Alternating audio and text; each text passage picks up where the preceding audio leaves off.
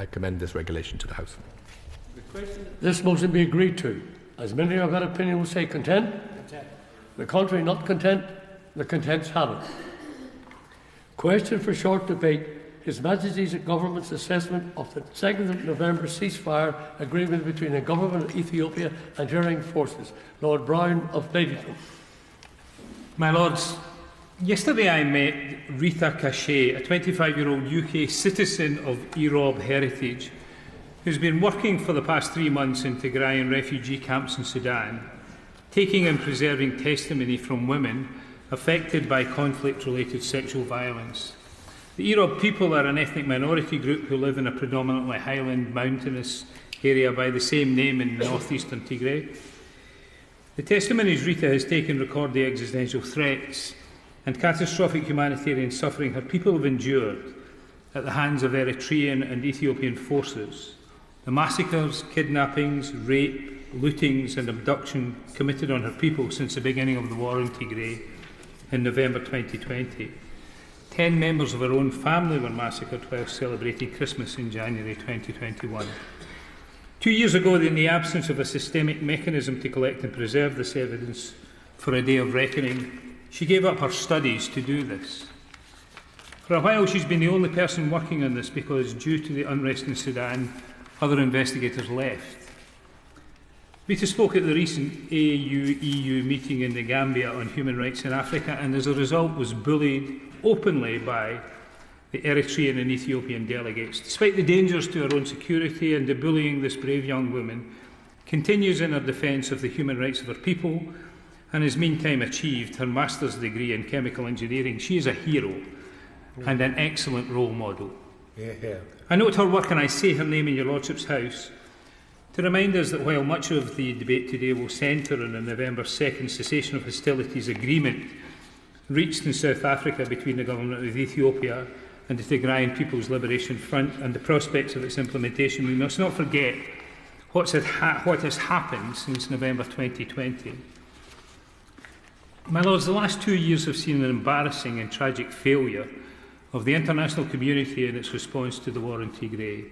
I say this not to absolve the parties to the conflict of their responsibilities for initiating and prosecuting the war in Tigray. They are responsible and should be held accountable. But we must look in the mirror and ask how the international community, including countries with influence like our own, and international organisations like the African Union, the European Union and the United Nations could allow such a war to continue without effective steps to end it. We've heard the mantra African solutions for African problems many times over the past 2 years. But these solutions should not have allowed the unfettered prosecution of a suicidal war while the international community meekly sheathes the tools it may have to stop the fighting and to protect civilians. The losses on all sides of this conflict are staggering, perhaps up to 1 million if we count both combatant and civilian casualties, making this the most deadly and destructive war in this century. War crimes on a vast scale have been committed and ethnic cleansing and genocide inflicted on Tigray by the Ethiopian government, its allies and Eritrea. All of this is confirmed by the only reasonable interpretation of the International Commission of Human Rights Experts in Ethiopia in the report presented at the UN in September. That said, we now have an agreement to silence the guns, and that agreement has been supplemented by the Commanders' Agreement of November 12 signed in Kenya. My Lords, it's apparent that these agreements will be extremely challenging to implement, and the risks of a renewed conflict are real. Today we must all ask what our government and other countries and organisations can do to strengthen the framework for peace and accountability, or we will be judged as having utterly failed millions of Tigrayans and the people of Ethiopia. Accordingly, I ask the Noble Lord the Minister what assessment His Majesty's Government have made of the following. First, the cessation of hostilities ceasefire agreement between the Government of Ethiopia and Tigrayan forces, and agreed on 2nd November, and its supplements. Do the Government share the US State Department's view of November 12th, that, and I quote, "What remains, but progress is promising and gives the Ethiopian people reason for hope," or is there a more cautious read in the FCDO and number 10, based on the numerous credible reports of breaches of the terms of the peace deal and on the fact that the conflict in Tigray continues? and no humanitarian aid has yet been delivered. I wrote these words last night, but I saw on Twitter this afternoon from the ICRC Ethiopia that 2 Red Cross trucks have made their way to Mekele with medical aid in them. Second, how the ceasefire terms will be monitored and verified. This is the issue that worries me most. Considering that the stated mechanism for verification includes only 10 individuals without any ability to monitor the situation on the ground in Tigray. Given the scale of this war, is it beyond the resources of the international community to gather and deploy a robust capability to police, to monitor and verify observance and breaches of the terms of this peace accord? And third, what is the likelihood that foreign forces will now leave the Tigray province? Even though these forces, and let's name them, the Eritrean army, who have been responsible for some of the worst atrocities in the war, and the Amhara militia too, are not even mentioned explicitly in any of these agreements. Repeatedly we have called for Eritrean troops permanently to leave Tigray, but they remain. If Eritrea fails to honour the agreements in this respect, what will be the consequences? US voices are calling for sanctioning President Afwerki and introducing UN Security Council resolutions condemning Eritrea. What do we plan to do in such circumstances? Well, it's considering these assessments to enhance prospects for implementation of a cessation of hostilities, to ensure that humanitarian aid flows now, that perpetrators of war crimes are held accountable, and that reconstruction of Tigray is made possible. I encourage the following steps, which are based on the premise of keeping the leverage we now have and increasing our leverage where possible. Principal among them is withholding economic, military or other assistance to the government of Ethiopia until implementation is secured. While I was compiling my own list, yesterday my attention was drawn on Twitter to Congressman Brad Sherman's recounting of a conversation he himself had with Jake Sullivan, in which he urged suspension of the US African Opportunity Act and the maintenance of opposition to international lending institution loans and the provision of humanitarian aid to Ethiopia until commitments are kept to allow unrestricted food and medicine and the fuel necessary to transport them into Tigray, until there is a full and lasting end to fighting, until the internet is restored so that the world can hear the people of Tigray, until international human rights monitors and journalists are on the ground within Tigray at all sites across Ethiopia, where Tigrayan civilians have been detained en masse, and until the release of Tigrayans imprisoned solely for their ethnicity. I adopt Congressman Sherman's approach and add that we must continue to support the UN International Commission of Human Rights experts on Ethiopia and subsequent international efforts to investigate and prosecute war crimes, crimes against humanity and genocide. Finally, I ask the government to conduct a thorough review and to report to Parliament on what other steps can be encouraged, facilitated or supported to strengthen all aspects of the agreement and to encourage its successful implementation. For example, the Noble Lord the Minister will be aware that the Halo Trust registered in Ethiopia last year, following a request from the Ethiopian government for assistance in meeting its Ottawa Mine Ban Treaty obligations. Halo is now clearing minefields on the Ethiopian side of the Somaliland-Ethiopia border, employing 90 Ethiopian staff supported by Germany, Norway and the Netherlands. Funding permitted, they tell me ideally the programme could field 1,000 staff. Ethiopia requires a countrywide survey of mine contamination to determine the full extent of its estimated 150 minefields. The peace deal should pave the way for deployment of explosive ordnance disposal teams across the Tigray, Amhara and Afar regions. The United Nations Mine Action Service announced last week that it has secured US $2 million of funding from the government of Japan to deploy a limited EOD capacity in Tigray and has asked Halo for assistance. Linking EOD and mine clearance support to the wider food security and environmental stabilisation efforts is critical to the reconstruction of Ethiopia. The Halo Trust, with 20 years of experience in the Horn of Africa, is well placed to assist. My Lords, more widely, in the Halo Trust, the UK has a robust and deployable capability that already in Ethiopia, as in 30 countries across the globe, does hazardous things in hazardous places with competence. In the context of its developing resilience strategy, and bearing in mind my comments about the absence of deployable capability to monitor or verify the implementation of the peace agreement, has the government thought about how this experienced and trusted NGO could form the basis of a capability needed in times like this, when a conflict moves into the resolution phase? The noble Lord Brown of Ladyton, for both securing this debate and for opening it in such a comprehensive and powerful manner. I should declare that I'm co-chair of the all-party parliamentary group on Eritrea. I'll focus, if I may, on my remarks on justice and accountability, which are absent from the 2nd of November peace agreement and from the November the 12th roadmap. Yes, we all agree that the killings in the deadliest war in the world, Africa's Great War, must end immediately. But peace without justice is an illusion, a chimera with impunity invariably leading to more and more atrocities. And I remain sceptical that this omission will be addressed at a later stage. Even in the last few days, I've seen disturbing reports from Alamata about accelerated ethnic cleansing, in which I drew to the attention of an overlord, the Minister, just yesterday. Since the 3rd of November 2020, when the war began, I've hosted or participated in numerous discussions about Tigray. It took until March 2021 for Ethiopia and Eritrea to confirm Eritrea's involvement in the war, but from the very outset, its involvement was widely suspected. Eritrea is a country with enforced conscription, which abuses its own citizens and has a long record of exporting terror into Tigray and other areas of Ethiopia.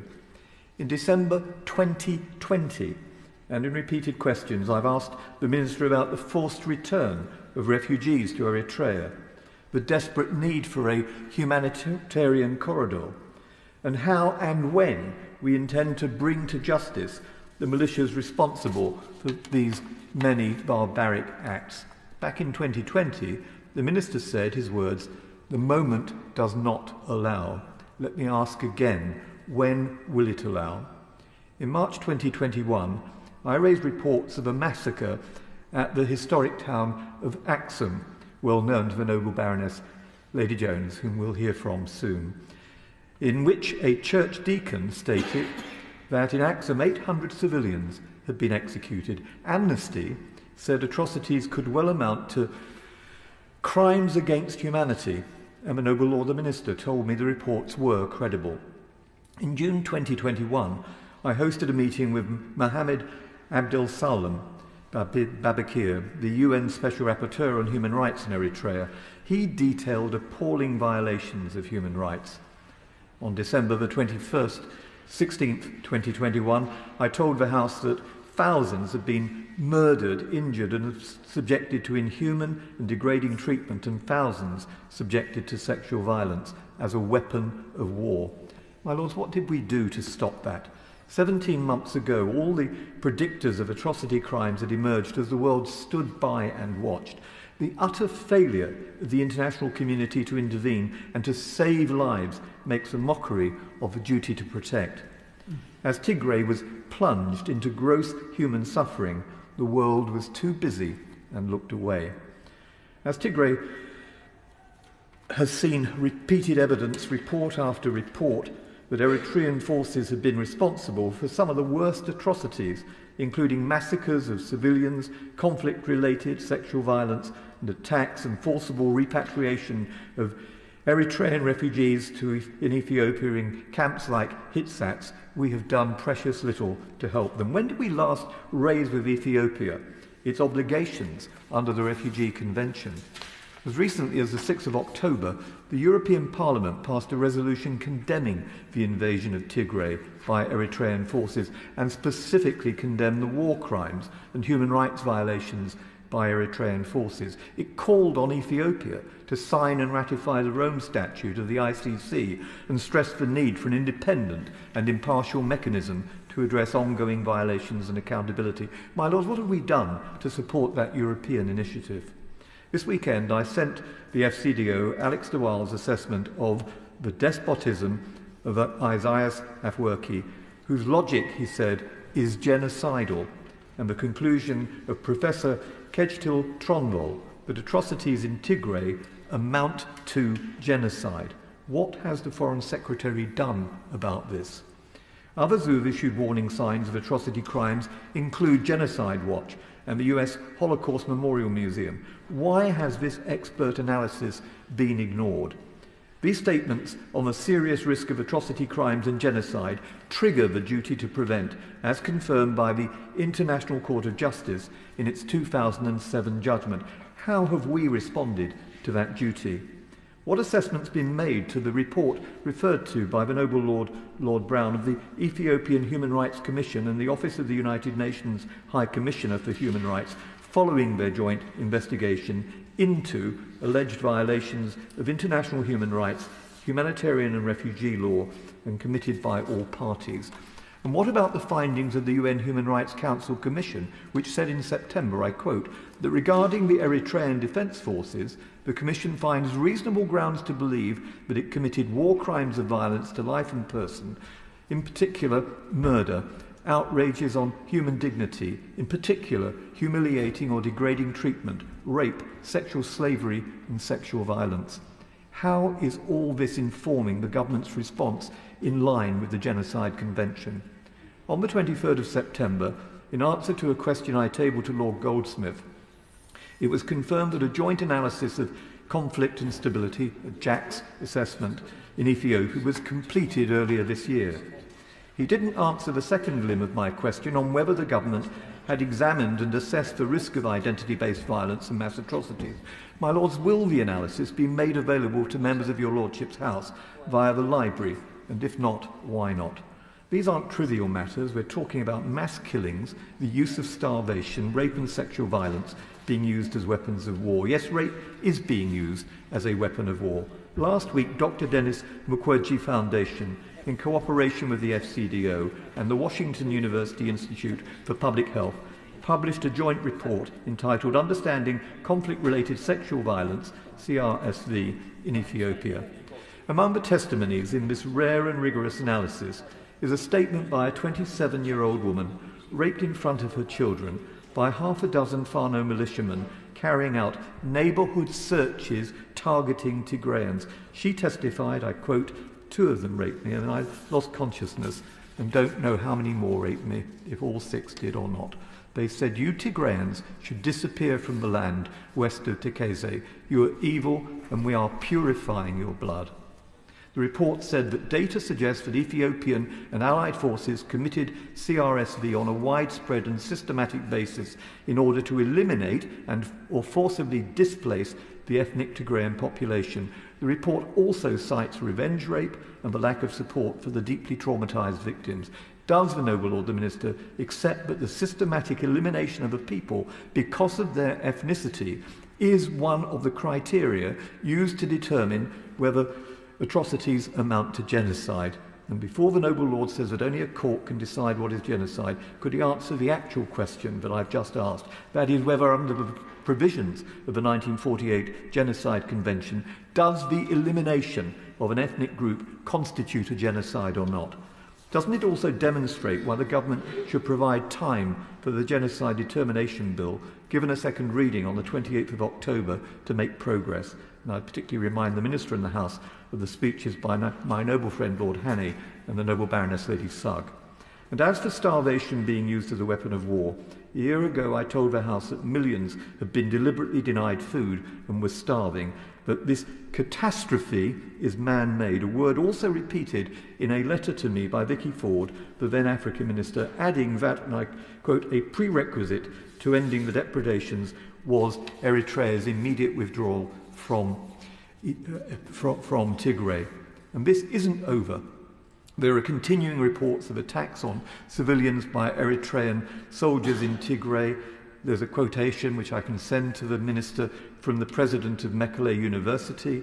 There's Rita Kase, who's been referred to by the Noble Lord Brown, a young woman who addressed a meeting in your Lordship's House at which the Noble Lord Collins and I spoke, and she tells me there are unconfirmed reports from Adwa of Eritrean soldiers looting properties and stealing water pumps. Unsurprisingly then, Tigrayans in the UK who recently lobbied Parliament are deeply concerned by the lack of explicit mention in the peace agreement of the withdrawal of Eritrean militia. And what does the Minister make of Eritrea's training of the Amra militia? How does he respond to its continued collection of its war fund, the 2% diaspora tax, $4 million a year collected in Saudi Arabia alone, and detailed in a report I sent in 2 weeks ago, and used to pursue its agenda of destabilisation? To end, Eritrean forces have the potential to derail any peace deal. We should be very clear-headed about its pitiless, brutal and cruel ideology and its indifference to the suffering it causes. Until we address the elephant in the room and attend to justice and accountability, that will not change. Peace without justice will not endure, and I hope that the Minister agrees. My Lords, I too congratulate the Noble Lord Brown for bringing this debate. It's a war that's been going on for 2 years and about which we hear almost nothing here in Britain. It's very hard to follow two such powerful speeches, and I do congratulate both speakers on their knowledge of the area. In the mid-90s, in the last century, I was working in Axum in Tigray as an archaeologist. I was there for 3 months, and it wasn't long since another war had finished, and the people themselves were quite shocked. There'd been a lot of deaths, a lot of distress, and there was very little food, no fruit, no vegetables, because they hadn't been able to sow their harvests and crop their food. So life was very hard, and it seems that yet again they are experiencing this sort of life. In 2 years, 2.5 million inhabitants have been displaced, and at least 600,000 innocent civilians killed. And of course, it's robbed the young of a prosperous future.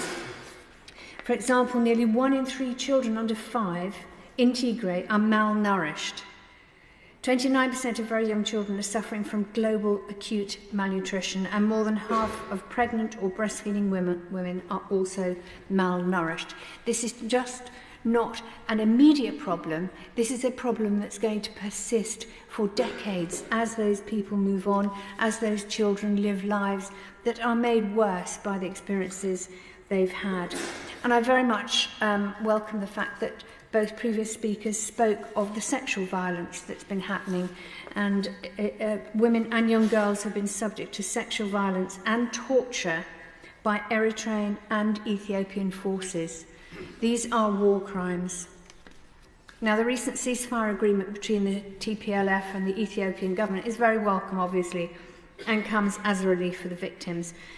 The fighters will enter a disarmament, demobilisation and reintegration programme, whilst the government has assured us that it will cease hostilities and enable humanitarian agencies to deliver much-needed aid to the Tigray region. But there's never any room for complacency. As with all wars, the prospect of a reignited conflict is always possible, and I believe Britain should do all it can, diplomatically and financially, to ensure that Ethiopia doesn't experience yet another political conflagration. As the Rwanda reconciliation model has shown, post-conflict stabilisation is possible, but for it to succeed, the country needs to have a conversation with itself to address the underlying tensions and trauma experienced by victims. There has to be a judicial process, as in Rwanda, bringing perpetrators of genocide and crimes against humanity to justice so that victims can have some level of peace. There needs to be educational programmes which Britain and the UN can organise that teaches the young the importance of peace and democracy. But of course, all this is put at risk by the humanitarian crisis that the Tigray region faces today. A combination of fuel costs and lack of access due to fighting has prevented the delivery of vital medical aid and food supplies. The UN Office for the Coordination of Humanitarian Affairs has said in a report that a limited number of commercial transporters are available for the northern Ethiopian response. In addition, a lack of harvest has meant that 4.6 million are food insecure and facing famine. This isn't the foundation of a lasting peace, but can be a reason for further violence down the line. Britain should surely take a proactive role in leading the humanitarian effort, along with aid agencies and the UN, in facilitating the logistical task of delivering tons of supplies to affected areas utilising all of its available resources and assets. I have two questions for the Minister, which have sort of been covered already, but can the government make assurances that it will provide financial and logistical assistance to Ethiopia and assure that humanitarian aid is delivered safely to areas most in need?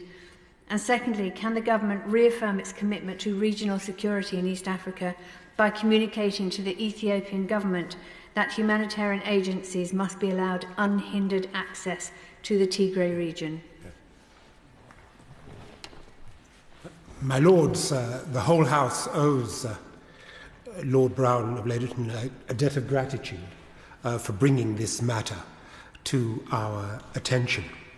And all speakers in today's debate bring a commitment to human rights and to Africa, for which we owe them a debt of gratitude. My own experience of Ethiopia has been as a boy growing up in Africa at a time when Ethiopia was very much at the heart of the development of the Organization of African Unity that became the Africa Union, and then as a man, as a minister and as a diplomat working in Ethiopia, and more recently as Vice President of the Bible Society, which has worked extensively with Ethiopians in that country. And Ethiopia is a great nation. It deserves to be treated with respect. Tigray is an integral part of it. The international community needs to approach Ethiopia and Tigray with a degree of humility, because frankly, like Britain, it has a mixed record in that region.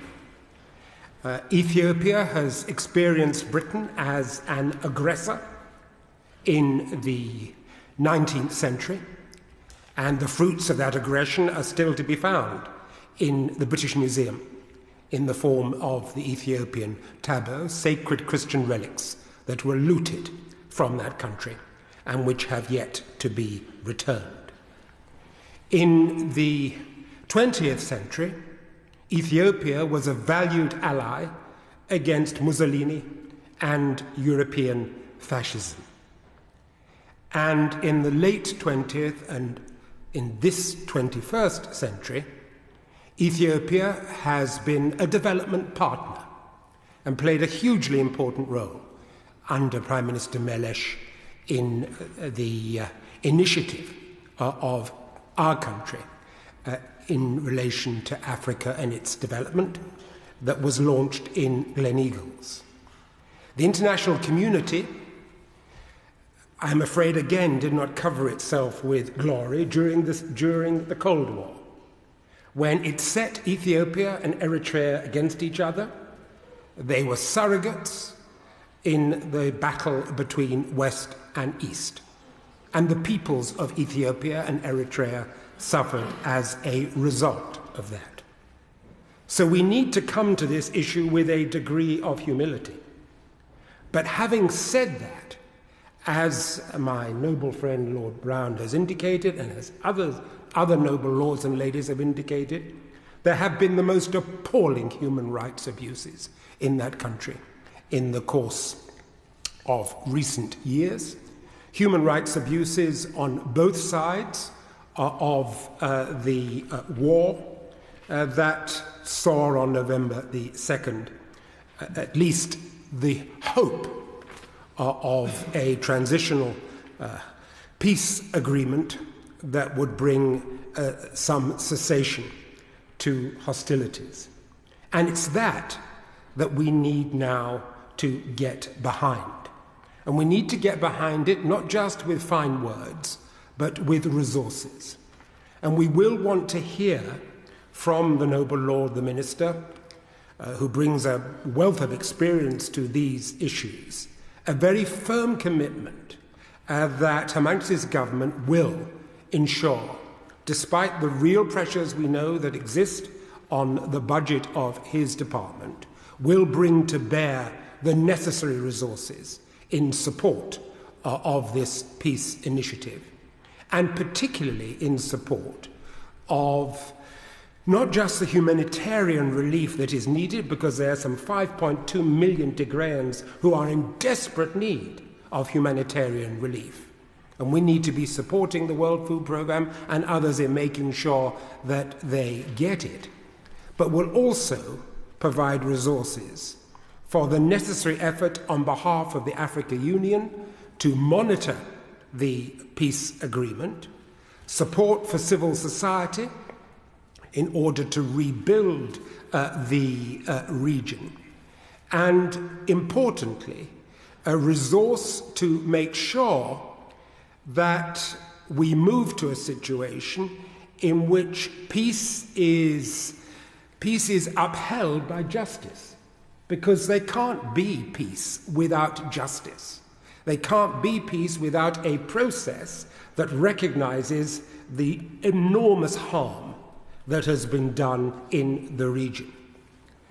And that hope for peace and justice has to be striven for with the full and active engagement of the African Union. Because frankly, it is the African Union that has the best hope of bringing about a settlement in that country. And one needs to praise the efforts of the former president of Kenya, President Kenyatta, for his work in bringing the various sides together. But he and the African Union will need support, and they will need resources. There's one particular initiative that I want to draw the attention of the House to, because it again offers a hope of peace and justice. And that is the commitment of all the parties to the agreement to what is described as the comprehensive transitional justice policy under the Africa Union framework. And it will be the first time that that policy will have been implemented. And the head of the Kalehewet Church, one of Ethiopia's largest evangelical denominations, which will be well known to the noble Lord Alton, said this about that policy. The possibility for reconciliation is there. The possibility for reconciliation is there. It may be that some claims for justice will have to be given up for peace, painful as it might be. But that policy, that framework, is being tried here for the first time in Ethiopia, and it won't succeed without resources. It won't succeed without international backing. It was described by the chairperson of the AU as a transitional justice toolkit that is homegrown, rich in its progressive methodologies and approaches, and rooted in African shared values. It isn't simply about the issue of criminal accountability. Impartial investigation of that is absolutely vital. But it's about setting up measurable standards for reconciliation, reparation, and memorialization of the conflict. Now, all of those things require resource. All of those things require focus. And my question is of Her Majesty's government, will they undertake to get behind that process and to use all the energy and resource at our disposal in order to make sure that it is a success? Because if it is successful in Ethiopia, then it can be applied elsewhere in Africa, where there is conflict and where it is desperately needed. But respect for Ethiopia, respect for Tigray has to be at the heart of our approach to this peace settlement. Not forgetting that the gospel was preached in Ethiopia before it was preached in Britain. The peoples of Tigray spoke and speak a language that was known to our Lord when the peoples of these islands were covering themselves in blue paint and in furs. So we need to have a sense of perspective. But also we need to remember, and I just want to end on this, we need to remember the messages that are coming out of Ethiopia now. And I give you just one example of it. On Saturday, I received this message from a Tigrayan who is living and has family in Adua. The Fano, the Amhara region militia, have been continuing with the ethnic cleansing of Tigrayans in West Tigray, as it today controls Adwa town. They arrived in 10 buses. They are notoriously brutal. Wherever there are Fano militia and Eritrean troops, you can be sure that there will be atrocities. Wherever there are Fano militia and Eritrean troops, you can be sure there will be atrocities. This is the extent of the horror that is being vested upon the people of that region now. Their only hope is in this peace accord. It needs our resource, it needs our backing. Yeah. My Lords, it's a real privilege to follow the Noble Lord, and I think his words of caution from history should be listened to very carefully. I also join him and others in commending the Noble Lord Lord Brown for securing this exceptionally timely debate. And whilst the speakers list is fairly short, the powerful and direct experience of those who've taken part is really impressive. I declare I've been on the Sudanese-Ethiopian border, and indeed on a visit to Khartoum at the museum, I'd seen for myself how for centuries communities had lived together in harmony and in tolerance, and this is not inevitable that there will be crisis in this area. I also join the Noble Lord Lord Boateng in perhaps recognising that there's been perhaps more quiet diplomatic work from the envoys that have been perhaps more successful in securing this cessation, which I hope is sustainable, from the UN, USA and EU envoys, and of course the good offices of the Pretoria government, and then the President Ruto in Kenya for the work that is being done. But as the Noble Lady Baroness Jones had indicated, there's deep history and deep division and deep wounds for many years between the relationship of TPLF with the Ethiopian government and, as the Noble Lord Alton had indicated, continuing concerns with Eritrea, which I will touch on in a moment. But the people of Ethiopia across are suffering from conflict in the north and drought in the south. And this is compounding the situation of the economic crisis. And as the Noble Lord Lord Brown had indicated, I would be grateful if the Minister could outline His Majesty's Government's view of the withholding of the IMF support. There is concern that the rapid rise in fuel and food prices across the country is compounding the issue. But I would be grateful to know what the government's position of the IMF situation is. But even just recently, since the resumption of hostilities in August, an extra displacement of 574,000 people across Afar, Amhara and Tigray, with little assistance funding available to those. And as the Noble Lord Alton had indicated, and Lord Brown, the concerns from the UN-appointed International Commission for Human Rights experts in Ethiopia of extrajudicial killings, rape, sexual violence and starvation of the civilian population as a method of warfare, starvation as a weapon of war, which really is just grotesque. And this has left 13 million people in need of support due to the conflict in the north of Ethiopia. And more than 20 million people in Ethiopia are estimated to be food insecure. And with 25,500 severely malnutritioned children in the region today. But the warning signals for the UN that its humanitarian appeal for Ethiopia is currently only 47% funded hampering those agencies that are wanting to respond to these pressures.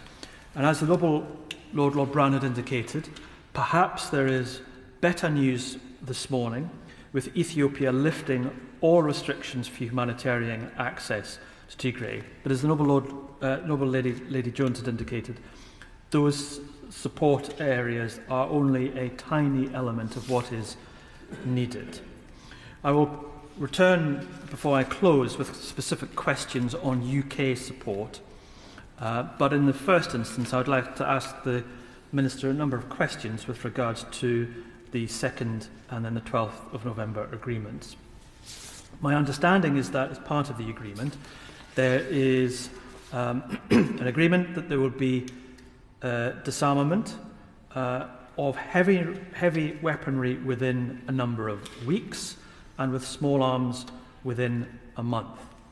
That is an incredibly ambitious target, especially since there is concern with regards to the lack of clarity with those Eritrean forces moving. It seems to me to be difficult to see a simultaneous process of disarmament within a month, whilst there has not been the guarantee that Eritrean forces and Amhara forces will also leave. I would be grateful to know what the government's estimate is with regards to that element of the agreement for disarmament, which leads on to the very pertinent point about monitoring.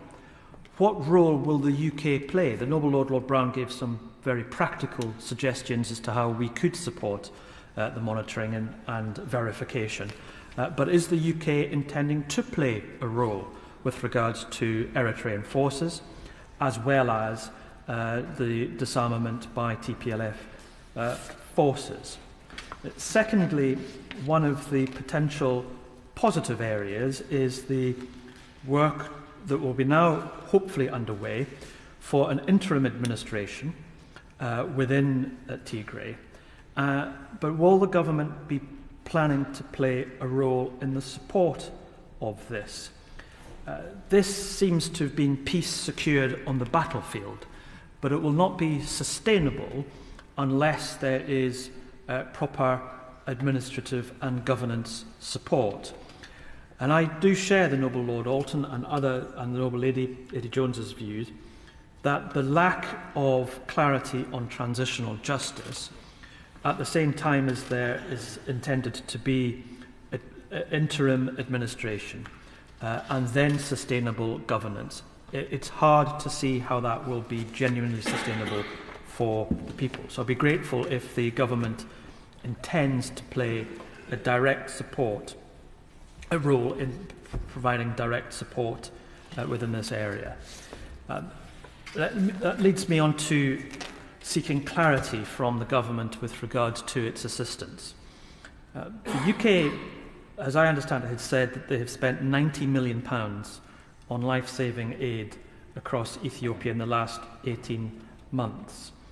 But it is possible that 86 million of that has already been committed, which means that only £4 million is actually on humanitarian funding in the current crisis.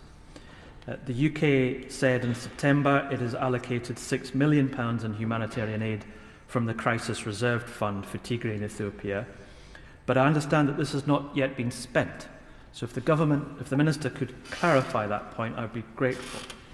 The government has also indicated that it's provided £4 million to address sexual violence in Ethiopia, but it is not clear whether that is part that has already been committed or if that is new funding. And also in June, the UK said it will provide aid for 200,000 children and pregnant women in the southern and eastern regions.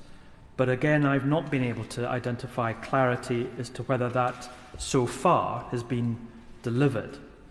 And also in June, the UK said it had funded the Productive Safety Net programme, benefiting 8 million people via financial welfare provision. But I've not been able to identify which funding stream this is from. So I'd be grateful if the Minister Obviously, some of these are technical issues that you'll not be able to respond this evening, but I'd be grateful if the Minister could write to me setting out the exact figures of how much humanitarian development, women and girls and climate financing has been provided in this financial year and under which funding streams, specifically from the Crisis Reserve Fund. The Noble Lord Boating is absolutely right. The UK has a role to play, but it is about resources as well as our diplomatic working. So if the Minister could provide clarity for that, we'll be doing the people a service. I'd be grateful if the Minister could write to me with regards to those issues.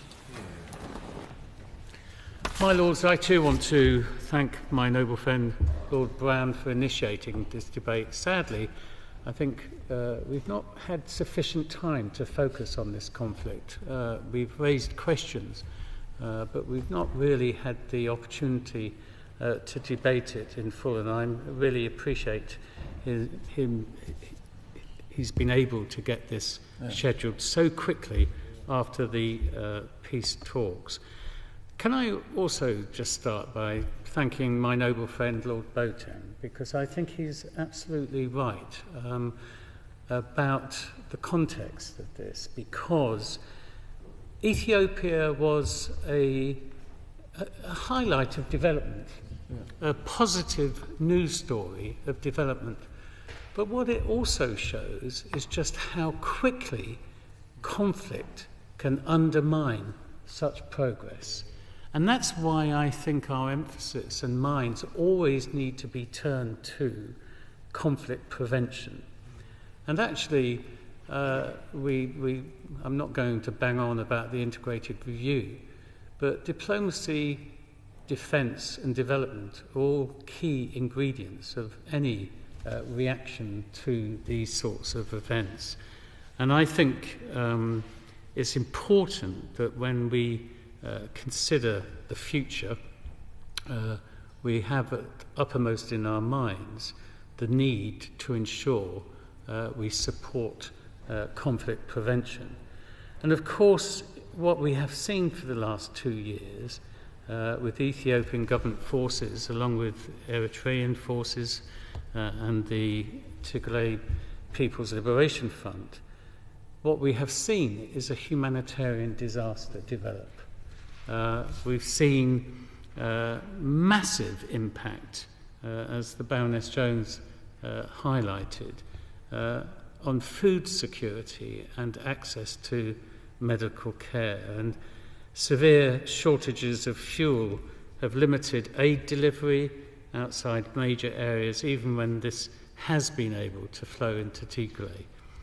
And of course, we've had periods of hope. We had the humanitarian ceasefire established in March, which broke down in August. But I think one of the things that I was most heartened about was the news on Sunday that the November 2nd agreement has now been backed up with a very clear agreement to facilitate immediate humanitarian access to all in need in Tigray and the neighbouring regions. I think that is good news, and I agree with the Noble Lord Purvis that what we should be doing is ensuring that that good news is backed up by resource, because if it's not, we have the potential to fall back into conflict. Can I also absolutely agree with my noble friend Lord Boating about the role of the African Union. And I think, I know that in previous debates on this issue, we have, and the Noble Lord, the Minister and I have agreed about that, and he has stressed the importance of it. But what we all have to understand is that this agreement is a crucial first step.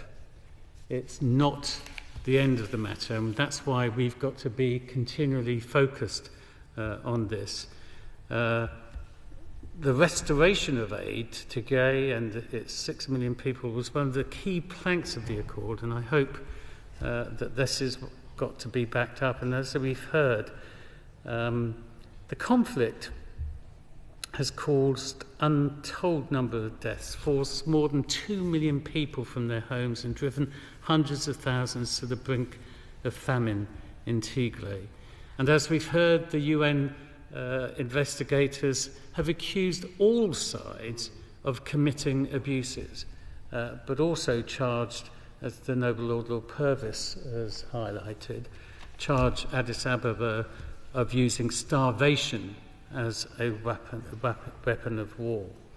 And of course, on Wednesday, the WHO called for a massive influx of food and medicines into Tigray after the ceasefire, saying that aid had not yet been allowed in. And I hope the Noble Lord can respond to the questions about aid. What are we doing to coordinate support through UN agencies in particular?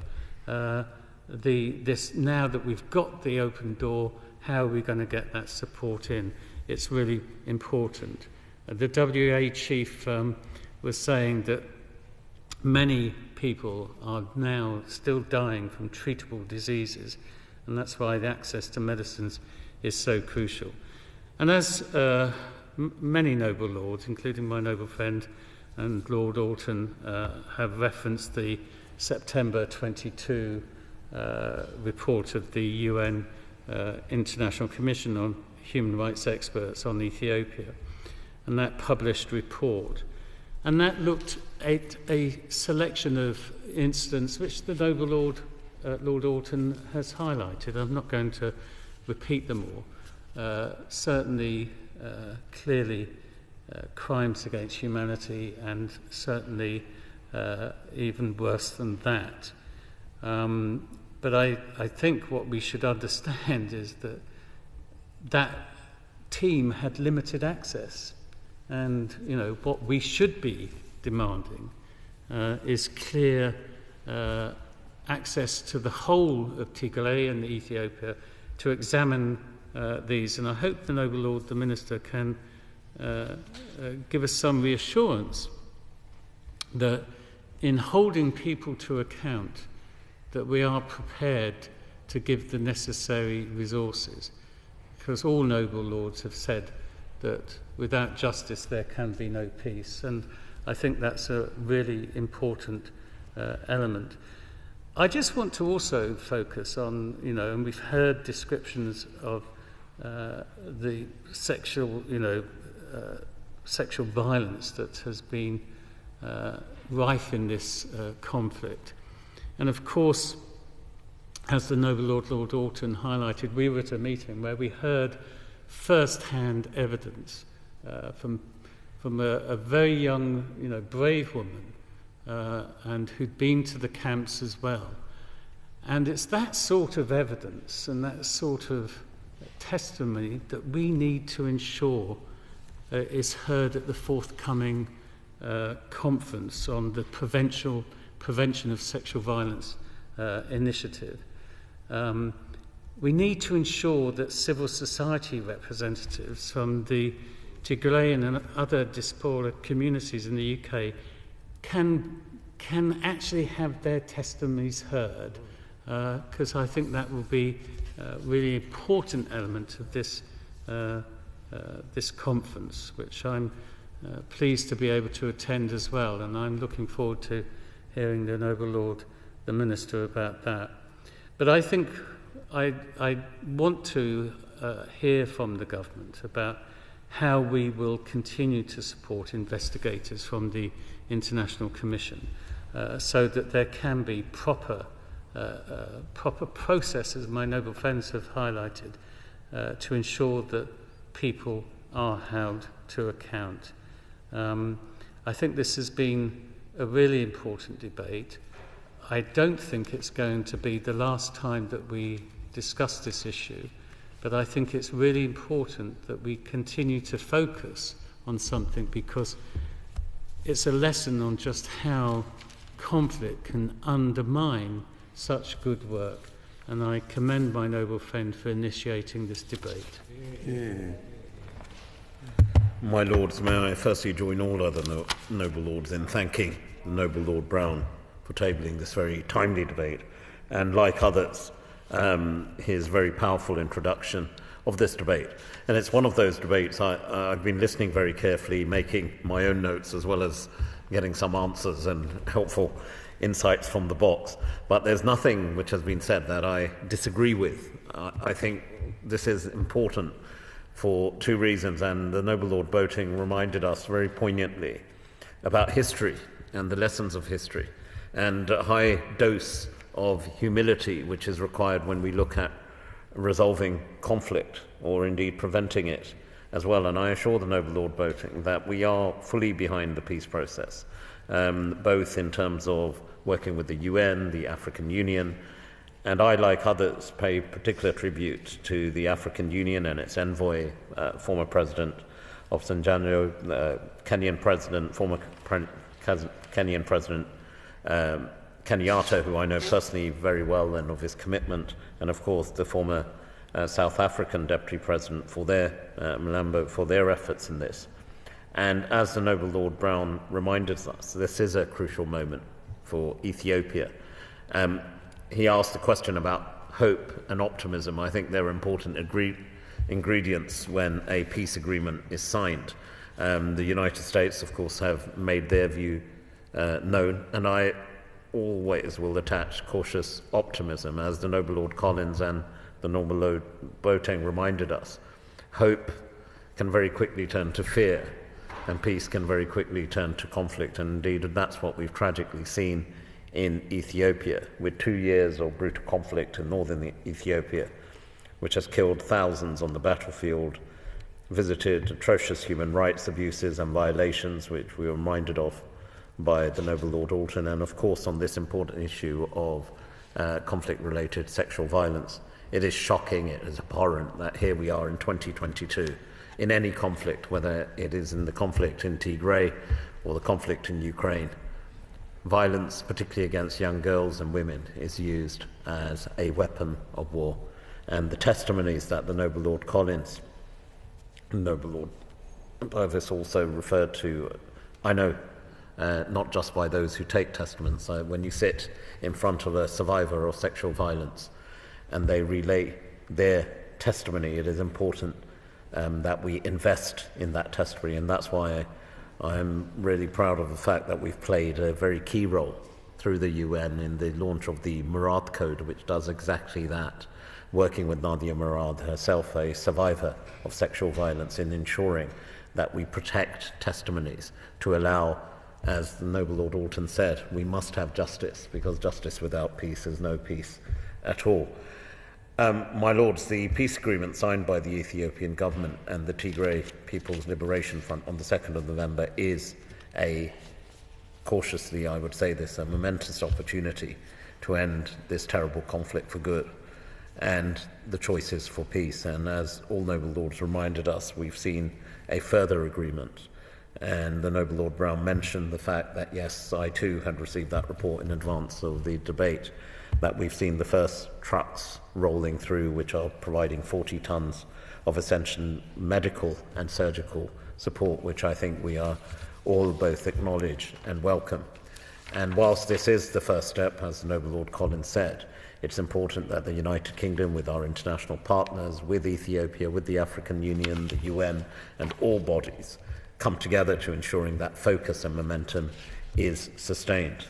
This agreement provides for a permanent cessation of hostilities, the disarmament and demobilization of the Tigrayan forces, the urgent provision of humanitarian aid, and the restoration of services across Tigray.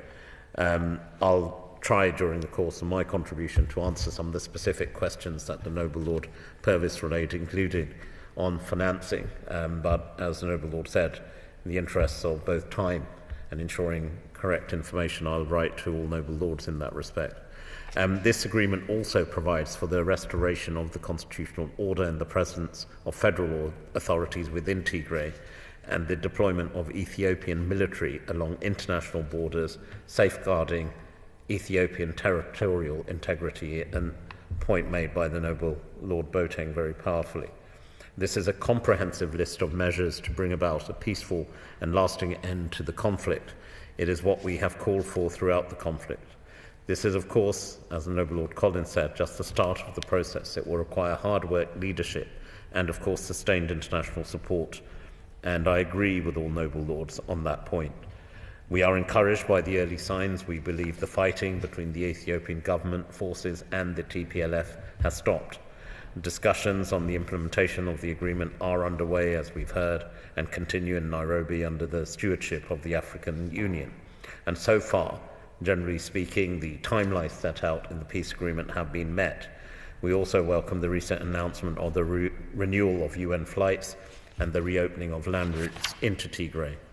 As the Noble Lord Brown's question recognises, it's also essential to monitor the ceasefire and implement the agreement if this is to be a lasting peace. Under the terms of the agreement, the African Union will chair a monitoring committee comprising of representatives from the Ethiopian government, the TPLF, and the Intergovernmental Authority on Development, IGAD, and a team of African experts will assist them. Of course, I'll update Noble Lords on what the African Union and other key bodies ask of ourselves and indeed other partners. And as Noble Lords have said, Noble Lord Collins mentioned this, it's right that it's an African-led mechanism, and we respect that. But I assure Noble Lords that we, the United Kingdom, along with other partners, stand ready to assist the African Union and indeed the Ethiopian government. The agreement explicitly calls upon international partners to support this, to help rebuild infrastructure. The Noble Lady Baroness Jones, through her own insights and experience, drew an important focus on this, because supporting economic recovery is also a key part of ensuring sustainable peace. Before the conflict, our development partnership with Ethiopia, as the Noble Lord Boating and the Noble Lord Collins and Purvis also mentioned, had lifted millions of people out of poverty. It had helped Ethiopia itself become one of the world's fastest growing economies. And we have an aim to help Ethiopia return to that. The Noble Lord Brown made some specific points, particularly on how we can help the process and also on the important issue of demining. The Halo Trust is well known to me. I am a big supporter of the Halo Trust, and of course the practical and helpful points the Noble Lord Brown has made, I'll certainly take that and ensure that's part and parcel of our discussions, and we seek to stand ready to support. We're also speaking to our partners in the international community and with the Ethiopian government to agree how we can collectively support the implementation itself of the agreement as well. On the issue that the Noble Lady Baroness Jones also mentioned, we will encourage international financial institutions to support Ethiopia's recovery, provided progress on the peace process is sustained, and that's an important point. The Noble Lord Purvis raised the issue of IMF support. We will be encouraging, as I said, IFIs to step up and support, but the key point is that this peace agreement must be sustained. The support, as we all acknowledge, is needed urgently. We're reminded of the number, the millions of people. Indeed, the UN are estimating that 13 million people in northern Ethiopia require assistance. Millions in Tigray have been beyond the reach of humanitarian agencies since August and without access to essential services for more than a year.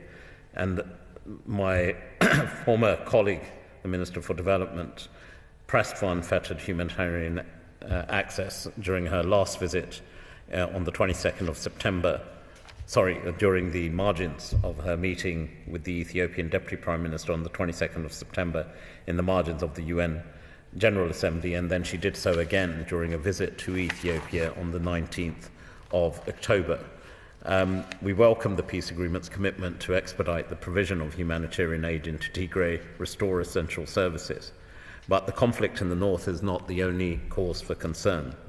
As the Noble Lord Purvis reminded us, with 4 seasons of failed rains, it's led to a devastating drought in the south, with around 30 million people in Ethiopia that need food and nutrition assistance.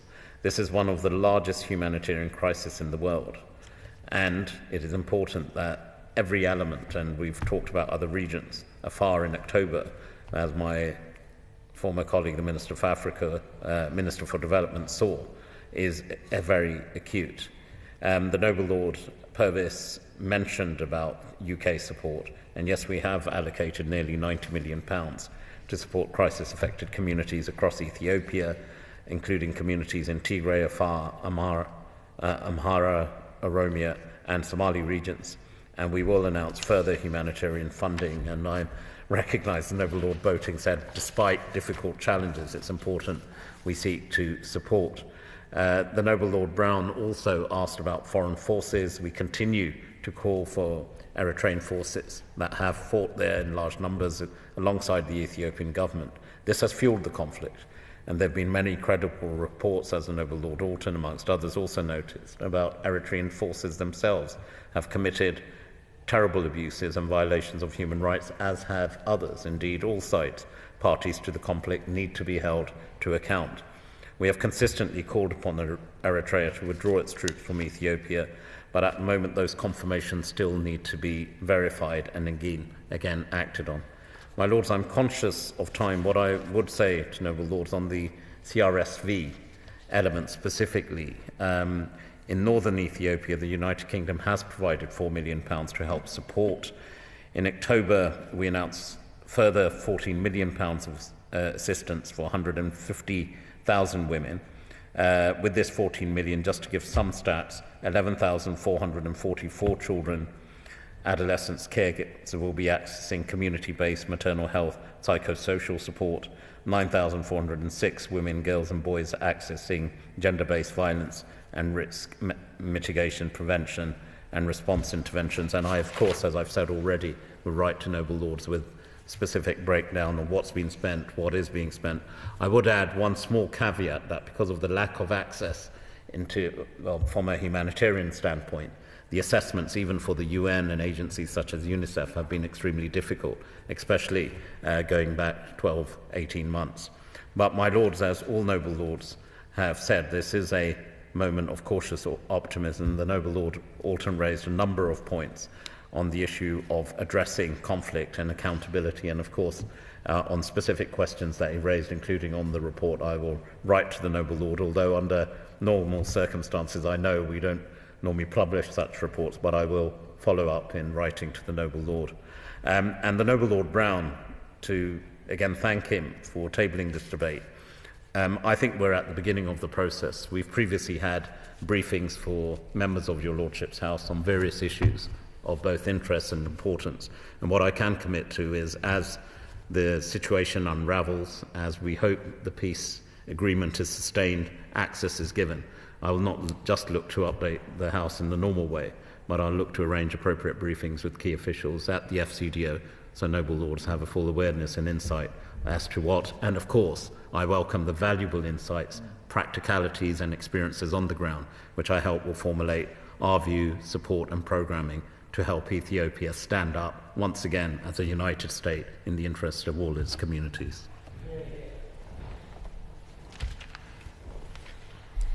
I beg to move that the House do now adjourn. That the House do now adjourn.